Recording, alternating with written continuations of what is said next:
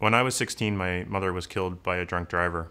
She was a nurse in a federal penitentiary. And if you had asked me in the days following the accident what I wanted to have happen to that driver, I would have said that I wanted him to be convicted and have to serve his time in the same penitentiary my mom had provided medical care to those inmates for all those years. And I wanted every single one of those inmates to know that that was the guy who took her away from them. I wanted him to suffer. I wanted him to feel pain like I was feeling. And that's exactly what I should have been feeling. My mother was just killed. That's completely natural. But 3 or 4 years later, when I had reached acceptance point of the bereavement process, where I had accepted what had happened and forgiven him, I didn't want revenge on him anymore.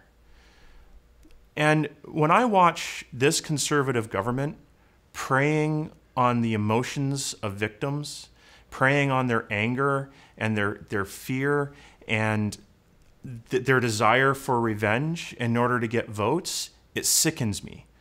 Things like the Not Criminally Responsible Act, things like setting mandatory minimums for relatively minor offenses, all of those things are designed to gain votes at the expense of the emotions of victims, as opposed to protect society and do what's right for society.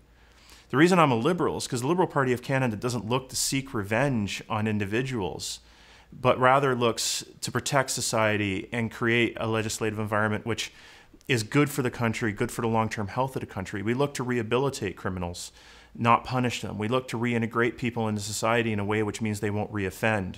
We look, yes, at the root causes of crime, things like poverty and homelessness and mental illness, and look at ways that we can address those things to reduce crime so that we don't have to put people in prison. And that's why I'm a Liberal.